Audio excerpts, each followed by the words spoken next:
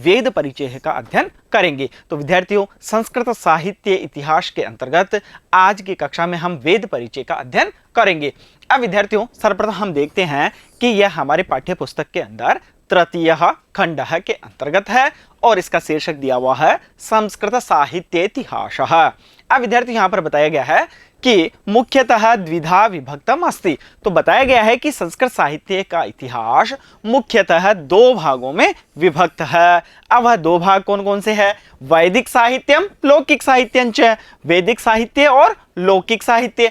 अब वैदिक साहित्य के अंतर्गत क्या क्या है? वैदिक साहित्यस्य अंतर्गत संहिता, ब्राह्मण, आरण्यक, उपनिषद इत्यादि साहित्यानि सन्ति। वैदिक साहित्य के अंतर्गत क्या क्या है विद्यार्थियों? देखिए, संहिता, ब्राह्मण, आरण्यक और उपनिषद, यह सब क्या है? इस वैदिक जो साहित्य है उसके अंतर्गत है। वेदांगानि अपि वैदिक साहित्य एवं परिगणितानि। जो वेदांग है, जो वेदों के अंग है, उनका जो परिगणन है वह भी वैदिक साहित्य के अंतर्गत ही किया जाता है। अब विद्यार्थियों, सामान्य तौर पर आप जानते होंगे कि वेद के अंग क्या क्या है। वेदांग किसे कहा गया है? तो शिक्षा, कल्प, व्याकरण, निरुक्त, छंद, ज्योतिष, ये क्या है? ये सब वेदांग है। तो विद्यार्थियों, बताया गया है संपूर्ण संस्कृत साहित्य मुख्यतः दो भागों में विभक्त है। यह हमने जान लिया है कि जो संपूर्ण संस्कृत साहित्य है वह दो भागों में विभक्त है। पहला भाग क्या है? वैदिक साहित्य। दूसरा भाग क्या है? लौकिक साहित्य। वैदिक साहित्य के अंतर्गत संहिता, ब्राह्मण, आरण्यक, उपनिषद आदि साहित्य हैं। वेदांग भी वैदिक साहित्य में ही गिना जाता है। अब विद्यार्थी, यहां तक हमने अध्ययन किया कि जो संस्कृत साहित्य है वह दो भागों में विभाजित है, वैदिक साहित्य और लौकिक साहित्य। और वैदिक साहित्य के अंतर्गत क्या क्या आते हैं? संहिता, ब्राह्मण, आरण्यक, उपनिषद और वेदांग, ये सब जो वैदिक साहित्य है उसके अंतर्गत आते हैं। आगे की ओर बढ़ते हैं विद्यार्थियों, लौकिक साहित्य की ओर। तो कहा गया है कि लौकिक साहित्यस्य अपि द्विधा विभाजनम प्राप्यते। जो लौकिक साहित्य है वह भी दो जो भाग है या उनका जो दो विभाजन है वह प्राप्त होता है।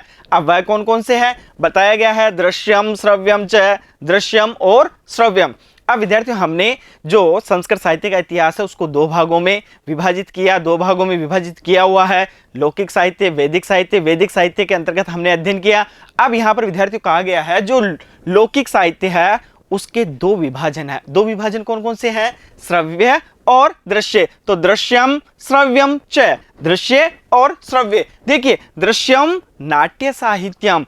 अब जो दृश्य है उसको क्या कहते हैं? नाट्य साहित्य। श्रव्यम अपि त्रिधा विभक्तम अस्ति।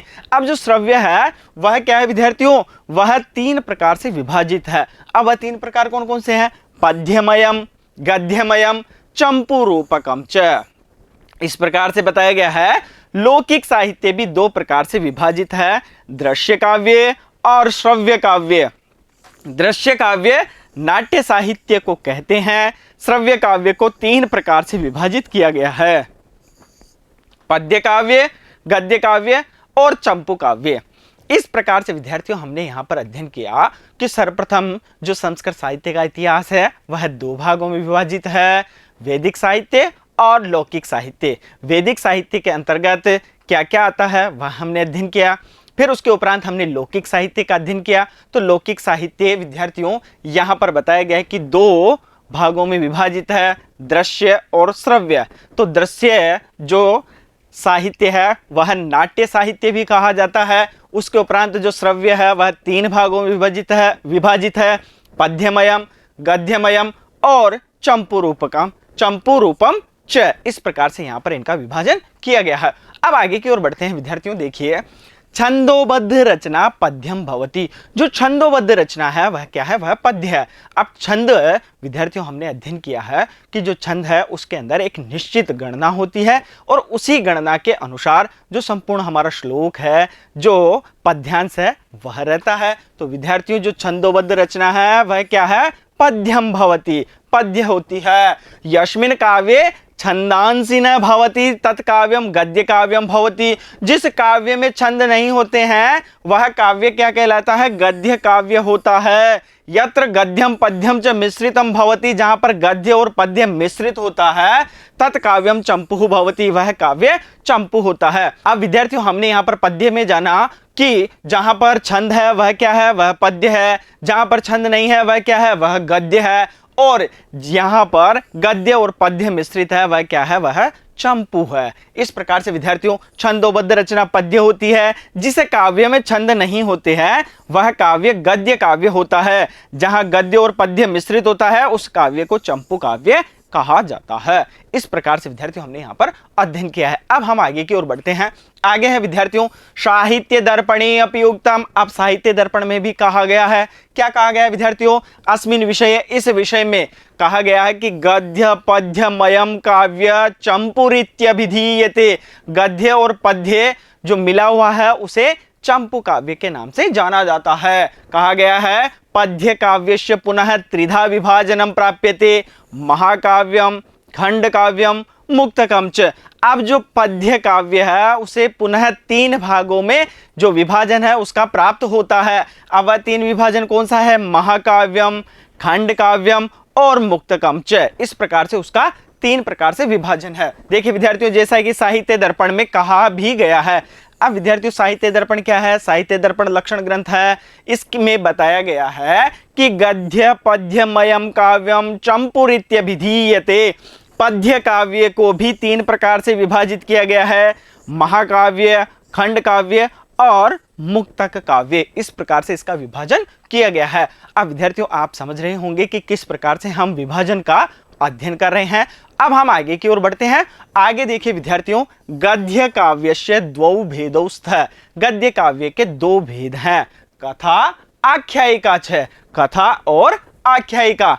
आधुनिक युगे सामान्यतः हिंदी साहित्य प्रभावेण कथा अपि द्विधा विभज्यते उपन्यास रूपेण कहानी रूपेण च। अब बताया गया विद्यार्थियों कि आधुनिक युग में सामान्यतः हिंदी साहित्य के प्रभाव से कथा भी 2 प्रकार से विभाजित है, उपन्यास के रूप में और कहानी के रूप में।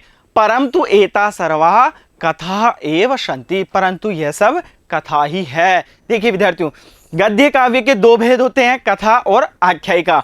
आधुनिक युग में सामान्यतः हिंदी साहित्य के प्रभाव से कथा भी 2 भागों में विभाजित है, उपन्यास के रूप में और कहानी के रूप में, परंतु ये सभी कथा के अंतर्गत ही हैं। इस प्रकार से विद्यार्थियों जो विभाजन है उन विभाजनों का हम अध्ययन कर रहे हैं। अब विद्यार्थियों हम आगे की ओर अग्रसर होते हैं। देखिए आगे है विद्यार्थियों वैदिक साहित्यम वेद परिचय। अब वेदों के परिचय की ओर हम अग्रसर होते हैं। देखिए विद्यार्थियों आगे क्या है? संपूर्ण संस्कृत साहित्य वेदानाम स्थानम सर्वोपरि वर्तते। संपूर्ण संस्कृत साहित्य में वेदों का स्थान सर्वोपरि है, अर्थात वेदों को सर्वश्रेष्ठ माना गया है और उसका स्थान सबसे ऊपर है। अब विद्यार्थियों अस्माकं देशे भारतवर्षे धर्म व्यवस्था वेदाधारिता एव अस्ति। हमारे देश भारतवर्ष में धर्म व्यवस्था वेद आधारित ही है। हमारे देश के अंदर जो धर्म की व्यवस्था की गई है वह वेद पर ही आधारित है। वेदाः धर्म निरूपणे स्वतंत्र भावेन प्रमाणम। जो वेद है वह धर्म के निरूपण में स्वतंत्र भाव से क्या है विद्यार्थियों? प्रमाण है। स्मृत्यादयस्तु तन्मूलकतया प्रमाणम। स्मृति आदि ग्रंथ उसकी मूलकता का प्रमाण है। आगे है विद्यार्थियों वेदस्य प्रसिद्धि श्रुति रूपेण अस्ति। जो वेद की प्रसिद्धि है वह श्रुति रूप में है, अर्थात वेदों को श्रुति भी कहा जाता है। यतः वेदः श्रुति परंपरया एव प्राचीन कालात् इदानीं पर्यन्तं सुरक्षिताः सन्ति। कहा गया है कि जो वेद हैं वह श्रुति परंपरा से ही प्राचीन काल से अब तक सुरक्षित हैं। श्रुति स्मृतयोः विरोधे श्रुति ही एव गरीयसी इदम सर्वमान्य मतम। श्रुति और स्मृति के विरोध में श्रुति ही क्या है विद्यार्थियों? श्रेष्ठ है अथवा महान है। इदम सर्वमान्य मतम, यही सर्वमान्य मत है। इस प्रकार से विद्यार्थियों बताया गया है कि जो वेद हैं उन्हें श्रुति रूप में भी हम जानते हैं, और श्रुति और स्मृति के अंदर यदि अगर विरोध हो तो जो श्रुति है वही श्रेष्ठ मानी गई है। आगे की ओर बढ़ते हैं विद्यार्थियों। आगे है देखिए, न केवलम धर्म मूलकतया एव वेदः समादृतः, न केवल धर्म की मूलकता से ही वेद प्रसिद्ध हैं, अपितु विश्वस्मिन् सर्व प्राचीन ग्रंथतया अपि वेदाः एव सर्वेषां भारतीय विद्यानाम आधारः सन्ति। कहा गया है कि अपितु विश्व में सबसे प्राचीन ग्रंथ भी वेद ही सभी भारतीयों की, सभी भारतीय विद्याओं का आधार है। क्या है विद्यार्थियों, यहां पर बताया गया है कि जो विश्व में सबसे प्राचीन ग्रंथ है वह क्या है, वेद है, और वह क्या है, सभी भारतीय जो विद्या है उन विद्याओं का आधार है। उसी प्रकार से वेदेषु, वेदों में दर्शन शास्त्र से दर्शन शास्त्र का, राजनीति शास्त्र से राजनीति शास्त्र का, अध्यात्म ज्ञान से अध्यात्म ज्ञान का, समाज शास्त्र से समाज शास्त्र का, मनोविज्ञान से मनोविज्ञान का, आयुर्वेद से आयुर्वेद का, गणित शास्त्र से गणित शास्त्र का, अर्थशास्त्र से अर्थशास्त्र का, काव्य शास्त्र से काव्य शास्त्र का, काम शास्त्र से काम शास्त्र का, एवंच बहुविध कलानाम वर्णनम प्राप्यते।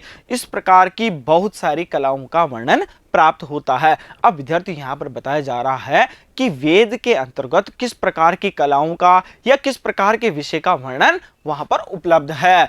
प्राचीन काले समस्त धार्मिक कार्याणि, सामाजिक कार्याणि, व्यावहारिक कार्याणि च वेद समर्थितानि एव आसन। प्राचीन काल में समस्त धार्मिक कार्य, सामाजिक कार्य और व्यवहारिक कार्य वेद समर्थित ही थे।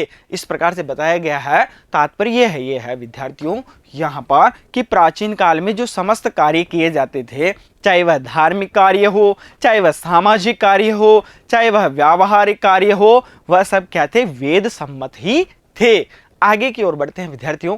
आगे है हमारे सम्मुख वेदाः भारतीय संस्कृति है मूल स्रोतांसि सन्ति। वेद भारतीय संस्कृति के मूल स्रोत हैं। भारतीय संस्कृति यथार्थ ज्ञानम वैदिक साहित्येन एव उपलभ्यते। भारतीय संस्कृति का जो यथार्थ ज्ञान है वह वैदिक साहित्य में ही उपलब्ध है।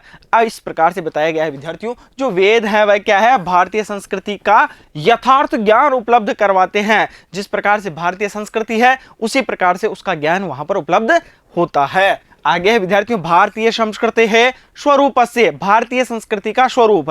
अब विद्यार्थियों भारतीय संस्कृति का स्वरूप क्या है, बताया गया है यथा जैसे। अब भारतीय संस्कृति का स्वरूप क्या है, यज्ञेषु अखंड विश्वासस्य। यज्ञ में अखंड विश्वास, अर्थात जो यज्ञ या यजन है उसके अंदर उसका अखंड विश्वास है। एकात्म स्वीकृत्या बहुदेववादे विश्वासस्य। एकात्म को स्वीकार करके बहुदेववाद में विश्वास। अब विद्यार्थियों यहाँ पर बहुदेववाद है लेकिन वहां पर भी एकात्म को स्वीकार किया गया है। निष्काम कर्मणा कर्तव्यतायाः।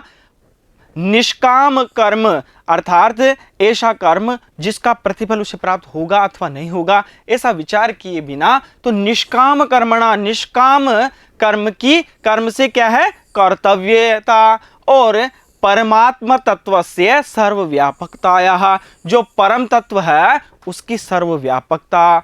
और ज्ञान कर्मणो समन्वयस्य। ज्ञान और कर्म का समन्वय। भौतिकवादम प्रति अनास्थाया। जो भौतिकवाद है उसके प्रति अनास्था। पुनर्जन्मनि विश्वासस्य। पुनर्जन्म का विश्वास। पुरुषार्थ चतुष्टय से संप्राप्ति च। और पुरुषार्थ चतुष्टय में संप्राप्ति या पुरुषार्थ चतुष्टय की संप्राप्ति। सम्यक बोध प्राप्यते। सम्यक रूप से बोध प्राप्त होता है। अब विद्यार्थी यहाँ पर भारतीय संस्कृति की चर्चा की गई है और भारतीय संस्कृति के अंतर्गत जो भारतीय है उसका स्वरूप है वह स्वरूप कैसे है उसके बारे में यहाँ पर बताया गया है। यज्ञ में अखंड विश्वास, एकात्मता को स्वीकार करने के उपरांत भी बहुदेववाद में विश्वास, निष्काम कर्म के प्रति कर्तव्य और जो परम तत्व है उसकी सर्वव्यापकता, ज्ञान कर्म का समन्वय, भौतिकवाद के प्रति अनास्था, पुनर्जन्म में विश्वास और पुरुषार्थ चतुष्टय की संप्राप्ति। इस प्रकार से विद्यार्थियों यहाँ पर जो भारतीय संस्कृति है उसके स्वरूप को बतलाया गया है। अब विद्यार्थियों हम आगे की ओर अग्रसर होते हैं। देखिए विद्यार्थियों आगे बताया गया है, मानव कर्तव्यस्य बोधनार्थम वेदः सर्वाधिकः प्रामाणिक ग्रंथः सन्ति। मानव कर्तव्य के बोधन के लिए वेद सर्वाधिक प्रामाणिक ग्रंथ है। अब यहाँ पर बताया गया विद्यार्थियों की मानव कर्तव्य से बोधनार्थम वेदः सर्वाधिकः प्रामाणिक ग्रंथः सन्ति। सर्वाधिक प्रामाणिक ग्रंथ माने गए हैं किसके लिए? मानव कर्तव्य के बोध के लिए। आगे बताया है, अत्र मानव मात्रस्य कर्तव्य अकर्तव्ययोः यथास्थानं प्रतिपादनम।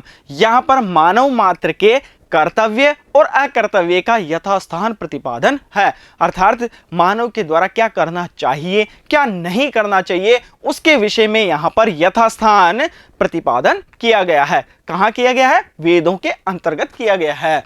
वेदेषु वेदों में पितृपुत्रयोः गुरु शिष्योः स्त्री पुरुषयोः माता पित्रो व्यक्ति समाजयोः च सर्वसंबंधानां आदर्शस्य च विशदं विवेचनं प्राप्यते।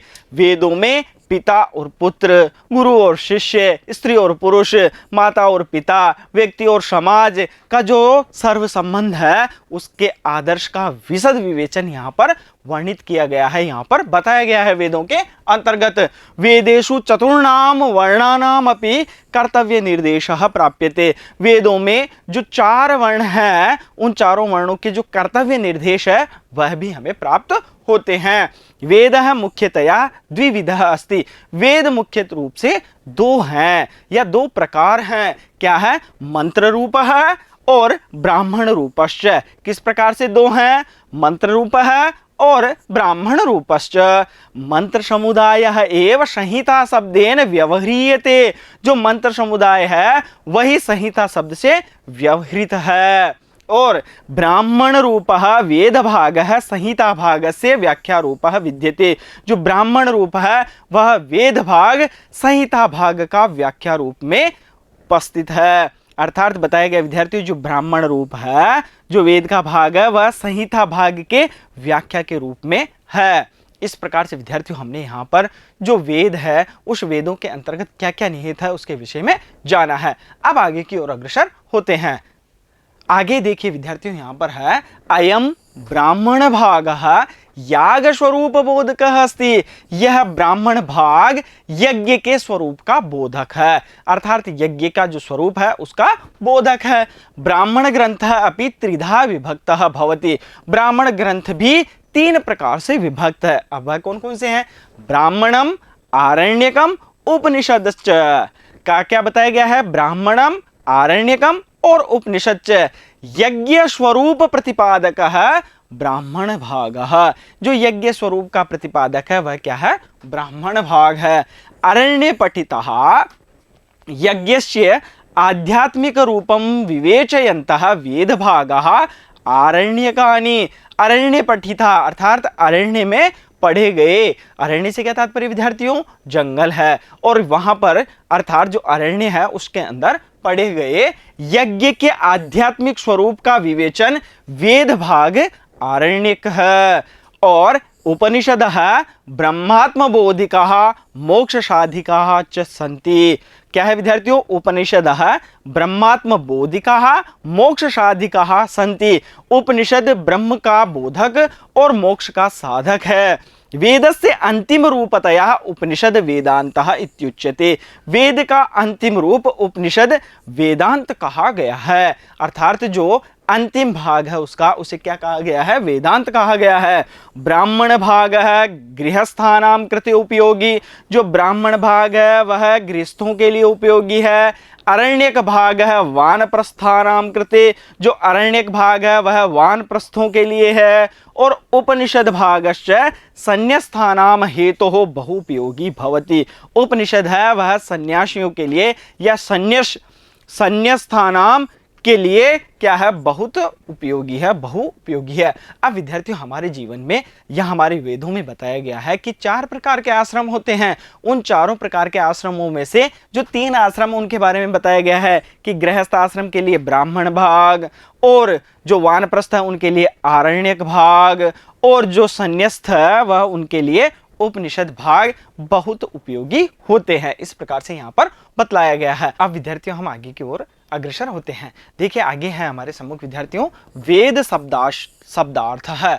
जो वेद शब्द है उसका अर्थ है, अर्थात जो वेद है उसे किस प्रकार से अर्थ युक्त किया गया है उसके बारे में हम यहाँ पर जानेंगे। ज्ञानार्थक विद धातु, यहाँ पर क्या है विद्यार्थियों, विद धातु है, जिसका तात्पर्य क्या है, ज्ञानार्थक, अर्थात ज्ञानार्थक के लिए विद धातु यहाँ पर है। तो क्या है, ज्ञानार्थक विद धातु घय प्रत्यय योगात वेद शब्द निष्पद्यते। ज्ञानार्थक विद धातु और घय प्रत्यय के योग से वेद शब्द निष्पन्न है। अब विद्यार्थियों हमारे पास में प्रश्न यह है कि जो वेद शब्द है वह किस प्रकार से बना है। तो यहाँ पर हम कहेंगे कि यहाँ पर विद धातु और घय प्रत्यय है, उनके योग से वेद शब्द बना है। वेद शब्द से अर्थ है ज्ञानम अस्ति। जो वेद शब्द है उसका अर्थ क्या है, ज्ञान है। अब विद्यार्थियों विदन्ति ये धर्म ब्रह्मणि क्रियामय ब्रह्म व अनेन इति वेदः। अब विदन्ति यहाँ पर विद्यार्थियों विद धातु से क्या तात्पर्य था, ज्ञानार्थक या ज्ञान। इस प्रकार से कहा गया है कि जो धर्म ब्रह्मणि और क्रियामय ब्रह्म है वह क्या है, अनेन इति वेदः, वही वेद है। तो विद्यार्थियों ज्ञान रूपी अर्थात जो धर्म ब्रह्मणि और क्रियामय ब्रह्म है वह क्या है, वही वेद है। इत्थम येन धर्मस्य ब्रह्मणः क्रियामयस्य ब्रह्मणः व ज्ञानम भवति स वेदः कथ्यते। इस प्रकार से जो धर्म का ब्राह्मण और क्रिया का ब्राह्मण है जिससे ज्ञान होता है वही वेद है। इस प्रकार से यहाँ पर बतलाया गया है। अब आगे देखिए विद्यार्थियों वेद शब्द का अर्थ क्या है। वेद शब्द ज्ञानार्थक विद धातु से निष्पन्न है, फलतः वेद का अर्थ है ज्ञान जो नित्य एवं शाश्वत है। वेदों में वह ज्ञान है जिससे अभ्युदय तथा निश्रेयस दोनों की सिद्धि होती है। यहाँ वेद शब्द से वह ज्ञान अभिप्रेत है जिसको सर्वप्रथम ऋषि मुनियों ने खोजा अथवा जिसका साक्षात्कार किया, इसलिए ऋषियों को मंत्र दृष्टा या ऋषयो मंत्र दृष्टारः कहा गया है। इस प्रकार से विद्यार्थियों जो ऋषि मुनि है, ऋषि मुनियों ने ज्ञान का सर्वप्रथम आभास किया और इसी कारण उन्हें कहा गया है ऋषयो मंत्र दृष्टारः। आगे की ओर अग्रसर होते हैं। आगे है विद्यार्थियों यथा ही बहवृच प्रातिशाख्य विद्यन्ते धर्मादयः पुरुषार्थः यही ते वेदः। कहा गया है कि जो धर्म आदि पुरुषार्थ हैं, जो धर्म आदि पुरुषार्थ सुशोभित हैं, वही क्या है, वही वेद हैं। इसी प्रकार से सायणेन अपि उक्तम, सायण ने भी कहा है अपौरुषेयम वाक्यम वेदः इति, अर्थात जो अपौरुषेय वाक्य है वह क्या है, वेद है। अर्थात ऐसे वाक्य जो पुरुष के द्वारा नहीं कहे गए हैं, अपौरुषेय हैं, वह क्या है विद्यार्थियों, वही वेद है। एवमेव ऋग्वेद भाष्य भूमिकायाम अपि उक्तम इष्ट प्राप्ति अनिष्ट परिहारयोर अलौकिक उपायम यो वेदयति स वेदः। कहा गया है वेद एव अंतिमम प्रमाणम इति स्वीकुर्वन्ति मनीषिणः। इसी प्रकार से ऋग्वेद भाष्य भूमिका में कहा गया है कि इष्ट की प्राप्ति अर्थात जो इच्छित है उसकी प्राप्ति और अनिष्ट परिहारयो, जो अनिष्ट है उसको दूर करना, उसके जो अलौकिक उपाय हैं जो बताते हैं वह क्या है, वही वेद है। और वेद ही अंतिम प्रमाण के रूप में स्वीकार करते हैं मनीषी, अर्थात जो विद्वान लोग हैं वह जो वेद है उस वेद को ही अंतिम रूप से प्रमाणित मानते हैं या उसी को ही प्रमाण के रूप में स्वीकार करते हैं। यथा ही जैसे प्रत्यक्षेणानुमित्या वा यस्तुपायो न बुध्यते एतम विदन्ति वेदेन तस्मात् वेदस्य वेदता। अर्थात प्रत्यक्ष और अनुमान से यदि हम उपाय नहीं प्राप्त करते हैं, प्रत्यक्ष और अनुमान से यदि अगर हम उपाय प्राप्त नहीं करते हैं, एतम विदन्ति वेदेन, और जो वेद के द्वारा हमें उसका प्राप्त होता है या वेद के द्वारा हमें उसका समाधान प्राप्त होता है, तस्मात् वेदस्य वेदता, वही वेद की वेदता है, अर्थात वही उसकी श्रेष्ठता है। इस प्रकार से बताया गया है। आमनायः आगमः श्रुतिः वेदः इति सर्वे शब्दाः पर्यायाः सन्ति। आमनाय, आगम, श्रुति, वेद, ये सब क्या है विद्यार्थियों? ये सब इस वेद के पर्यायवाची हैं। आमनायः, आगमः, श्रुति, ये सब वेद के पर्यायवाची हैं। आगे की ओर अग्रसर होते हैं। देखिए, सोयम वेदः त्रयी इति पदेनापि व्यवह्रियते। यह वेद त्रयी इस पद से भी व्यवहृत है। अर्थात क्या है विद्यार्थियों? इसका तात्पर्य कि त्रयी नाम से भी कहे जाते हैं। वेद रचनायाः प्रकारकत्वेन त्रयीति कथ्यते। जो वेद रचना है वह 3 प्रकार से होने के कारण से त्रयी इति कहा गया है या कहते हैं। या रचना पद्यमयी सा ऋक्, या गद्यमयी सा यजुः, या पुनः समग्रः गानमयी रचना सा साम इति कथ्यते। जो रचना पद्यमयी है वह ऋक् अर्थात ऋग्वेद, या गद्यमयी सा यजु, जो गद्यमयी है वह यजुः अर्थात यजुर्वेद, या पुनः समग्रः गानमयी रचना सा साम इति कथ्यते। जो पुनः समग्र गानमयी रचना है वह साम अर्थात सामवेद कहा गया है या सामवेद कहते हैं। इसी प्रकार से विद्यार्थियों, आमनाय, आगम, श्रुति, वेद, ये सभी शब्द पर्याय हैं। वेद को त्रयी नाम से भी जाना जाता है। वेद की रचना 3 प्रकार से होने के कारण इसे त्रयी कहा जाता है। जो रचना पद्यमयी है वह ऋक्, जो गद्यमयी है वह यजु, और जो संपूर्ण गानमयी है वह साम कही जाती है। इस प्रकार से विद्यार्थियों ऋक्, यजु और साम के विषय में यहाँ पर बतलाया गया है। अब आगे है विद्यार्थियों, अतएव जैमिनी उक्तम, अतः जैमिनी द्वारा कहा गया है। तेषाम यत्रार्थवशेन पाद व्यवस्था गीतिषु सामाख्या शेषे यजुः शब्दः इति। उनमें से जहां पर अर्थ के वश में पाद व्यवस्था है वह क्या है विद्यार्थियों? वह ऋक् है अर्थात ऋग्वेद है। गीतिषु सामाख्या, जो गीति है वह क्या है? सामवेद है। शेषे यजुः शब्द, और जो शेष बच गया वह क्या है? यजु शब्द है अर्थात यजुर्वेद है। अतः यत्र कुत्रापि प्राचीन ग्रंथे वेदार्थे त्रयी इति पदम प्रयुक्तम तत्र सर्वत्र रचना त्रैविध्यम मनसि कृतम इति बोध्यम। अतः जहां कहीं भी प्राचीन ग्रंथों में वेद अर्थ में त्रयी इस पद का प्रयुक्त होता है या त्रयी जो पद है वह प्रयुक्त होता है, वह सभी जगह रचना त्रिविध्य के जो मन है अर्थात रचना 3 प्रकार की होती है ऐसा मन के अंदर बोध कराता है। त्रयी से क्या तात्पर्य हुआ? यहाँ पर त्रयी से तात्पर्य हुआ विद्यार्थियों कि जो प्राचीन ग्रंथ है उन प्राचीन ग्रंथों के अंतर्गत जो त्रयी पद प्रयुक्त हुआ है वह रचना है इस प्रकार की 3, उस प्रकार का बोध हमें करवाता है। यत्तु केचन ऋक् यजुः सामाख्यस्त्रय एव वेदाः पूर्वम आसन। इस प्रकार से ऋक् यजु, कुछ तो ऋक् यजु और साम जो शास्त्र है, साम जो वेद हैं 3 ही वेद मानते हैं। इस प्रकार से यहाँ पर बतलाया गया है। विद्यार्थियों यहाँ पर कहा गया है कि पूर्व में जो ऋक् वेद, यजुर्वेद, सामवेद इस प्रकार से जो वेद हैं उन्हें 3 ही वेद माना गया है। और यहाँ पर पहले भी बताया गया कि प्राचीन ग्रंथों में जो वेद अर्थ में जो त्रयी पद प्रयुक्त किया गया है वह सभी जगह रचना अर्थात 3 प्रकार की रचनाओं को ही मन में बोध कराता है। और इसी प्रकार से कुछ तो ऋक्, यजु और साम ये जो 3 है 3 को ही 3 ही वेद हैं ऐसा मानते हैं कि पूर्व में 3 ही वेद हैं। आगे है विद्यार्थियों, इसलिए जैमिनी ने कहा है कि इसलिए जहां कहीं भी प्राचीन ग्रंथों में वेद के लिए त्रयी शब्द का प्रयोग होता है वहां सभी जगह तीनों रचनाओं का बोध होता है। कुछ तो कहते हैं कि पहले केवल ऋक्, यजु और साम ये 3 ही वेद थे, जैसे कि अब बताया गया विद्यार्थियों तद्यथा अग्नेरिचो वायुर्यजुंसी सामादित्यात्। यह कहां से है विद्यार्थियों? छांदोग्य ब्राह्मण से। अब विद्यार्थियों यहां पर बताया गया है अग्नि से ऋक् और वायु से यजु और जो आदित्य है अर्थात सूर्य है उससे क्या है? साम। इस प्रकार से विद्यार्थियों बताया गया है कि जो वेद है वह 3 ही है। तो क्या बताया गया है? अग्नेरिचो वायुर्यजुंसी सामादित्यात्। उसी प्रकार से आगे विद्यार्थी मनुस्मृति में भी कहा गया है अग्ने वायुर्रविभ्यस्तु। क्या है, अग्नि, वायु और रवि, त्रयम ब्रह्म सनातनम दुदोह यज्ञ सिद्ध्यर्थम ऋग यजुः शाम लक्षणम, इस प्रकार से भी मनुस्मृति के अंतर्गत कहा गया है।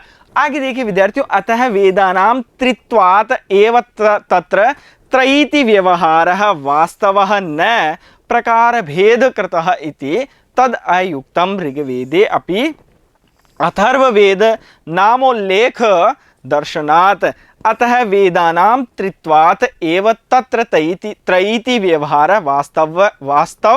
वास्तवः न, कहा गया कि इस प्रकार से जो वेदों के अंदर जो त्रयी इस प्रकार के पद का प्रयोग किया गया है, वह जो व्यवहार है वह वास्तव में नहीं है, अर्थात वेद तीन नहीं है। वहां पर जो त्रयी पद का प्रयोग किया गया है वह इस प्रकार से बता रहे हैं कि वास्तव में न प्रकार भेद करता है, यह इसके प्रकार का भेद नहीं करता है। इति तद अयुक्तम ऋग्वेदे अपि अथर्ववेदानामोल्लेख दर्शनात्, इस प्रकार से यह बता रहे हैं विद्यार्थियों कि जो वेदों के अंतर जो त्रयी पद का जो प्रयोग किया है, त्रयी शब्द का जो प्रयोग किया है, वास्तव में वह तीन प्रकार के वेदों के लिए प्रयुक्त नहीं हुआ है। वहां पर विद्यार्थियों वह जो त्रयी है वह पद क्या है, अयुक्तम है, अयुक्त है। और वहां पर बताया गया है कि जो ऋग्वेद है उस ऋग्वेद में भी जो अथर्ववेद है उसके नाम का उल्लेख वहां पर उपलब्ध है। इस प्रकार से वेद कितने हैं विद्यार्थियों, वेद हैं 4 वेद। आगे है विद्यार्थियों, महर्षिणा पतंजलिना अपि चत्वारो वेदः सांगास रहस्या इति पशपशानी के स्पष्टतया उक्तम, इसी प्रकार से जो महर्षि पतंजलि है उन्होंने कहा है जो अपना पशपशानिक है उसके अंदर स्पष्ट तौर पर कहा गया है। अब विद्यार्थियों महाभाष्य के अंतर्गत जो प्रथम आनिक है उसे क्या कहा गया है, पशपशानिक। और पशपशानिक के अंतर्गत जो पतंजलि है उन पतंजलि ने कहा है कि चत्वारो वेदः सांगास रहस्या इति, इस प्रकार से यहाँ पर स्पष्ट उक्ति है कि वेद कितने हैं विद्यार्थियों, वेद 4 है। और महर्षि जैमिनिः अपि मंत्राणाम त्रिप्रकारकतामेव लक्षितवान न वेद संख्या व्यवस्थापितवान, कहा गया कि जो जैमिनी मुनि है, महर्षि जैमिनी ने भी मंत्रों की जो 3 प्रकार हैं उनको लक्षित किया गया है, न कि उन्होंने वेदों की संख्या को व्यवस्थित किया है। इस प्रकार से अतः वेदः चत्वारः एव, अतः वेद 4 हैं। त्रयीति व्यवहारस्तु प्रकारकृत है, जो त्रयी है वह व्यवहार तो प्रकार के लिए हुआ है कि जो वेद है वह 3 प्रकार के हैं। यहाँ पर जो प्रकार अर्थ है वह संख्यात्मक इस प्रकार से नहीं है कि वेदों की संख्या 3 है, इस प्रकार से यहाँ पर बतलाया गया है। इसलिए वेदों के 3 प्रकार होने से वहां पर त्रयी ऐसा व्यवहार होता है। यह जो कहा गया है उचित नहीं है, क्योंकि ऋग्वेद में भी अथर्ववेद का उल्लेख है। महर्षि पतंजलि, जैमिनी आदि ने भी वेद 4 ही माने हैं, वेद 4 हैं। त्रयी शब्द का प्रयोग तो उसके प्रकार के लिए है, इस प्रकार से यहाँ पर बतलाया गया है। अब विद्यार्थियों हम अध्ययन करेंगे वेदों के महत्व के विषय में। देखिए प्राचीनतम भारतीय साहित्य के साथ साथ विश्व साहित्य के इतिहास परंपरा में वेदों को एक प्रमुख स्थान प्राप्त है। जब तक कोई व्यक्ति वेदों की रस माधुरी का आस्वादन नहीं करता है तब तक भारतीयों के आध्यात्मिक जीवन तथा संस्कृति के विकास को नहीं समझ सकता। यही नहीं, समस्त विश्व साहित्य का मूल तथा भारतीय ज्ञान विज्ञान का उद्गम वेद ही है। भारतीय परंपरा में वेदों को ईश्वरीय ज्ञान का पुंज माना जाता है। वेद अनादि व सत्य हैं तथा अपौरुषेय हैं। महर्षि दयानंद के अनुसार वेद ईश्वरीय कृति हैं जिनका ज्ञान ईश्वर ने सृष्टि के आरंभ में मानव कल्याण के लिए ऋषियों के हृदय में प्रकाशित किया। वेदों में तथा परवर्ती साहित्य में इस बात के अनेक प्रमाण उपलब्ध हैं कि वेद ईश्वरीय कृति है। यथा इसके अतिरिक्त ब्राह्मणों, आरण्यकों, उपनिषदों, दर्शनों तथा अन्य परवर्ती साहित्य में वेदों के अपौरुषेय तथा ईश्वरीय कृति होने के प्रमाण प्राप्त होते हैं। जैसे कि शतपथ ब्राह्मण में कहा गया है कि अग्नि, वायु और सूर्य ने तपस्या द्वारा तीनों वेदों को प्राप्त किया। इस प्रकार से विद्यार्थियों हमने यहाँ पर जाना कि जो अग्नि, वायु और सूर्य है उनके द्वारा तपस्या प्राप्त करने के उपरांत जो वेद हैं वह प्राप्त किए गए हैं। इस प्रकार वेदों के अपौरुषेय होने से स्वतः ही उनका महत्व बढ़ जाता है। वस्तुतः वेद भारतीय ज्ञान गंगा के उत्स हैं। वेद अर्थात ऐसा दीप्तिपुंज जो अपनी दिव्य आभा से स्वतः भासित है और जिसके द्वारा समस्त भारतीय वाङ्मय प्रकाशित है। वैदिक ज्ञान की जो महान विरासत हमें प्राप्त है वह किसी एक समय, एक ऋषि, एक संप्रदाय या किसी एक आश्रम की देन न होकर अनेक ऋषियों, संप्रदायों, आश्रमों तथा कई शतियों की देन है। इस प्रकार से विद्यार्थियों जो वेद है उस वेद के महत्व को बतलाया गया है। आगे की ओर देखिए विद्यार्थियों, वह एक लंबे युग की विचारधारा है जो निरंतर आश्रमों तथा कई शतियों की देन है। वह एक लंबे युग की विचारधारा है जो निरंतर प्रगतिशील है। यास्क मुनि ने कहा है कि ऐसे ऋषि हुए हैं जिन्होंने तपस्या द्वारा वेद रूपी धर्म का साक्षात्कार किया। पुनः उन्हीं ऋषियों ने अपने बाद के ऋषियों को, जिन्हें उक्त धर्म का साक्षात्कार नहीं हुआ था, उन्हें वेद मंत्रों का उपदेश किया। वेदों का श्रुति नाम है, अर्थात जो परंपरा से श्रवण द्वारा कंठस्थ रूप में निर्वाहित होते चले आए।